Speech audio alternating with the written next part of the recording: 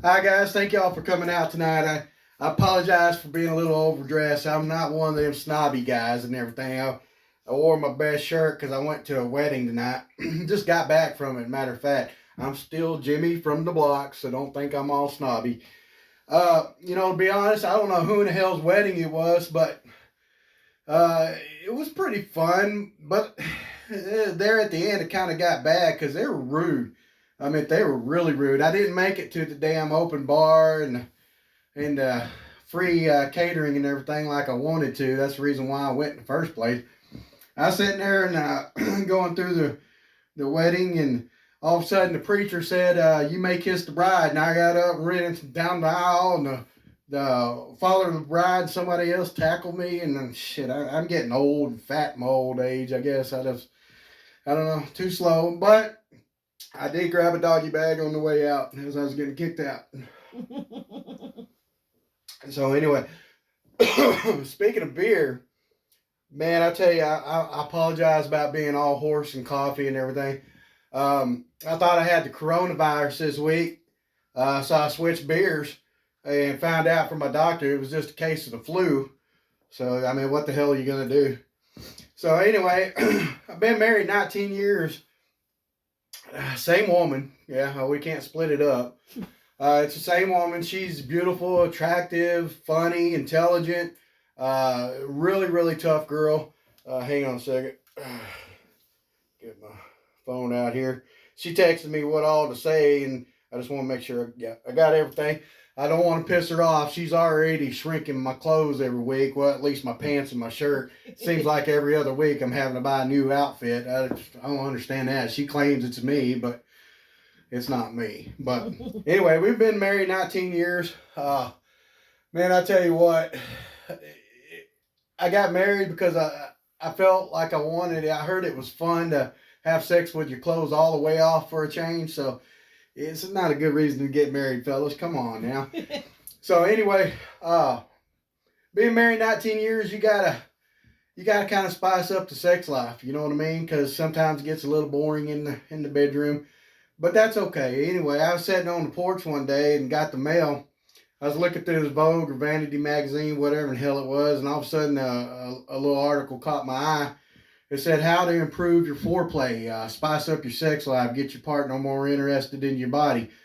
It says to rub your favorite food or your partner's favorite food on your body, and that will get her or him to lick on that place where you rubbed it and everything. It'd kind of improve foreplay and kind of spice things up a little bit.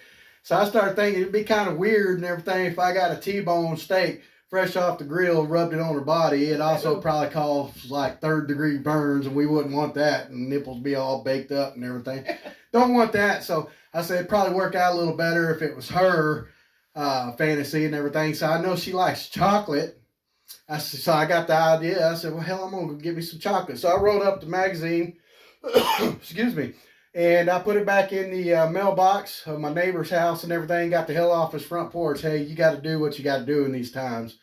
So I got my truck, ran to the grocery store, got that little Hershey squirt 'em ball of chocolate, and I got back home and jumped in the shower. And I started shaving all my privates and in the little beanie weenies down there and got them all smooth and clean and everything.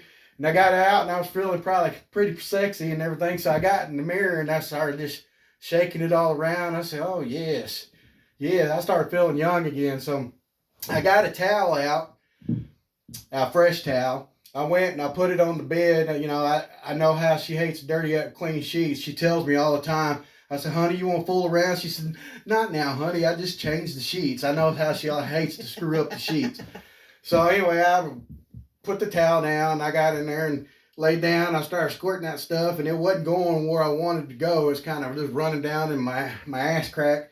And I was like, well, hell, that's not going to work.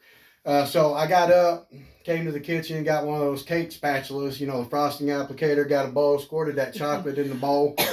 Got back in there and I started slathering that stuff all over the place. And like I said, I had some on my ass crack. I said, well, hell, I may get an extra lick and everything, get a little lucky lick in there. But anyway, I didn't know she was going to work a little bit of overtime that day, and it was a little warm. So that chocolate was just kind of just dripping all over the place. And I was sitting there all of a sudden it started smelling good. I was getting a little hungry, so I started licking on that spatula. And that shit was just getting all over my chin and everything. Hey, it's my balls. They were clean. I could lick that spatula, okay? But anyway, all of a sudden I heard the door open up. I set the bowl on the floor beside the bed and everything. And I got my little sexy pose and kind of propped up my hip a little bit. And she said, honey, where you at? I said, ain't in the bedroom, baby. She come walking back there, and all of a sudden the door broke open. She's sitting there with a confused and disgusted look on her face. When I didn't realize from her point of view, it looked like I shit on myself, was licking somebody's nasty butthole. I mean, hell, I tried. I mean, she can't say I didn't try. So, anyway, speaking of licking buttholes, fellas,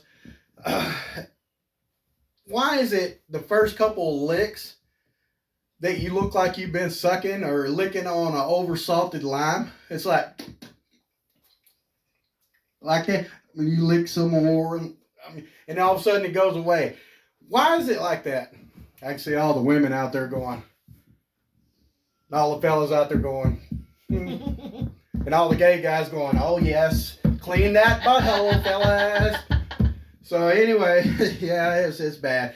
I told my wife, I said, you know, if this comedy thing works out pretty good, I said, I've kind of got one up on these comedians, you know, these full-time comedians that always travel on the road. They got tour buses and everything. I said, honey, check this out.